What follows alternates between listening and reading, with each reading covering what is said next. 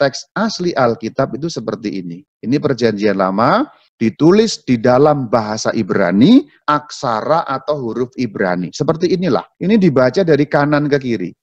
Hal yang harus kita bicarakan ketika kita mau membahas dari mana Alkitab datang adalah bicara mengenai orang Israel.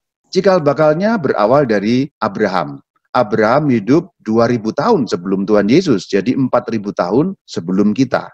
Nah, Abraham itu dipanggil di kota Haran, bukan dipanggil dalam arti mati, tetapi dipanggil untuk mengikat perjanjian dengan Tuhan. Kejadian 17 ayat 9 dan 10, lagi firman Allah kepada Abraham, engkau harus memegang perjanjianku, engkau dan keturunanmu. Setiap laki-laki di antara kamu harus disunat. Nah, inilah latar belakang atau cerita mengenai sunat sebagai tanda perjanjian.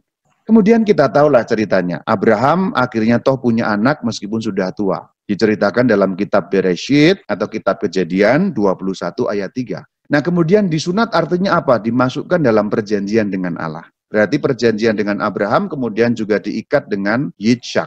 Kemudian Yitzhak punya 2 anak kembar, laki-laki semuanya. Dalam Kejadian 25, 25 dan 26. Tapi nanti kemudian yang mewarisi perjanjian adalah Yakub. Kemudian namanya diubah menjadi Israel.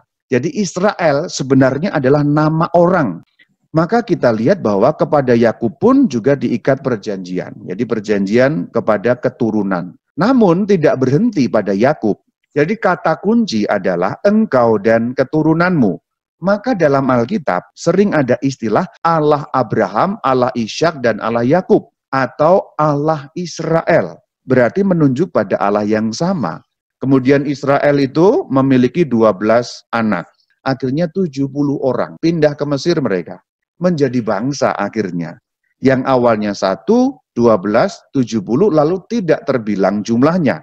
Diceritakan di dalam kitab yang bernama Exodus. Exodus itu kitab Keluaran, 1 ayat 7. Tinggal di Mesir selama 400 tahun, pada bagian-bagian akhir mereka ditindas oleh penguasa Mesir, Raja Mesir yang namanya Fir'aun. Disinilah tokoh Musa muncul. Kemudian orang Israel dibebaskan dengan Musa memimpin mereka itu. Mereka nyeberang laut sampai di daerah yang namanya Sinai. Kemudian Tuhan mengikat perjanjian dengan sudah menjadi bangsa ya, mengikat dengan bangsa Israel.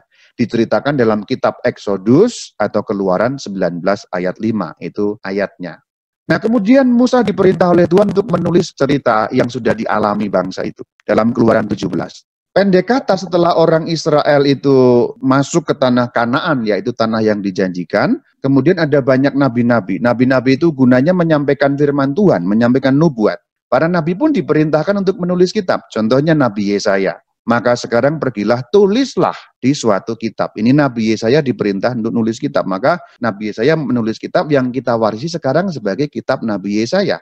Kemudian Yeremia 30 ayat 2. Jadi yang Yesaya 30 ayat 8. Yehezkiel 43 ayat 11. Jadi nabi-nabi akhirnya menulis kitab-kitab. Jadi kemudian ada kumpulan yang lain. Pertama tadi kumpulan Taurat 5, kemudian yang kedua kumpulan kitab nabi-nabi. Kemudian masih ada kitab-kitab yang lain yang diceritakan dalam 2 Samuel 1 ayat 18, kitab orang jujur, kitab riwayat Salomo, kitab sejarah raja-raja Israel, kitab sejarah raja-raja Yehuda, yang kemudian kita warisi dalam beberapa cerita yang kita sekarang lihat, kitab raja-raja ada, kitab Tawari ada, itu semua dari kitab-kitab yang lain. Maka saudara-saudari, Bapak dan Ibu, ini zaman semuanya yang saya bicarakan, zaman sebelum Tuhan Yesus.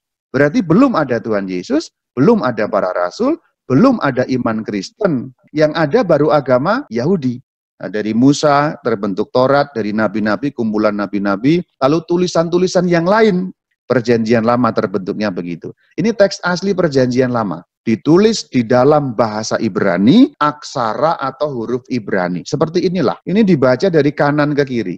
Kalau diceritakan dalam Injil Lukas 4 misalnya, Tuhan Yesus membaca dari Alkitab, teks inilah yang dibaca. Kemudian pendek kata kita sampai zaman Tuhan Yesus. Tuhan Yesus dianggap sebagai nabi oleh banyak orang dan diimani oleh para rasul sebagai firman yang menjadi manusia.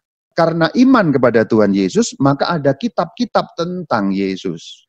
Siapa yang menulis? Para rasul. Contohnya Yohanes ya. Kita lihat Yohanes 20 ayat 30. Memang masih banyak tanda lain dan seterusnya yang tidak tercatat dan seterusnya. Ayat 31, semua yang tercantum di sini telah dicatat.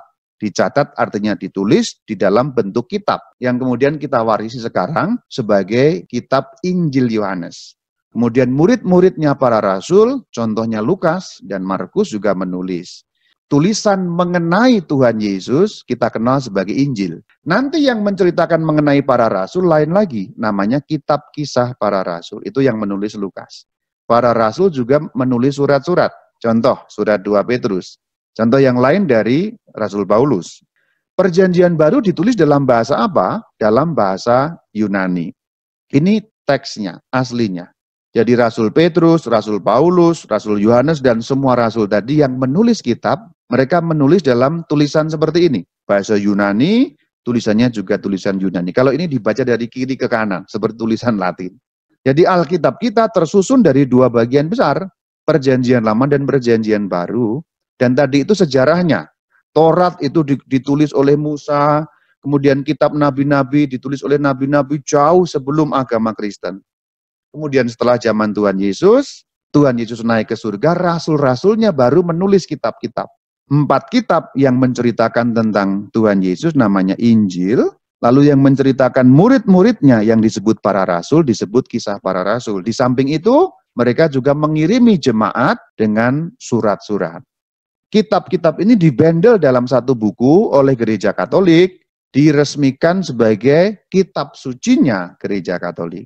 Tapi kalau kita lihat sebenarnya yang disebut Perjanjian Lama itu aslinya Alkitabnya agama Yahudi sebenarnya.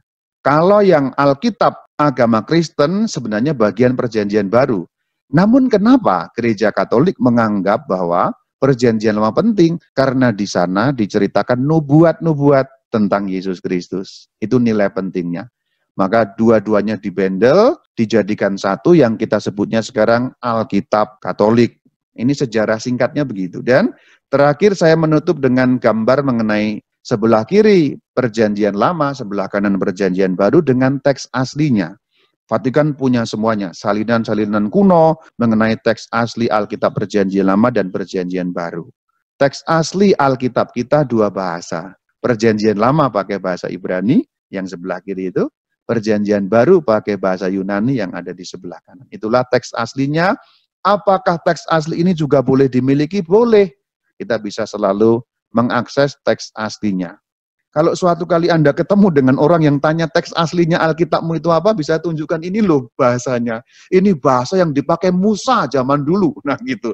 Ini bahasa asli yang dipakai oleh Musa, oleh nabi-nabi Perjanjian Lama, dan yang sebelah kanan ini bahasa yang aslinya dulu dipakai oleh Isa Al-Masih atau Yeshua HaMasyiah. Saya kira akan lebih mengerti sebenarnya Alkitab itu datang dari mana. Tidak jatuh dari langit, tetapi ditulis oleh manusia, tetapi catatannya adalah manusia yang menulis Alkitab berada di bawah naungan Roh Kudus. Itulah kenapa Alkitab disebut firman Allah, karena diwahyukan. Orang yang menulis, pikirannya dituntun oleh kuasa Roh Kudus. Demikian saya akhiri. Shalom Alaikum.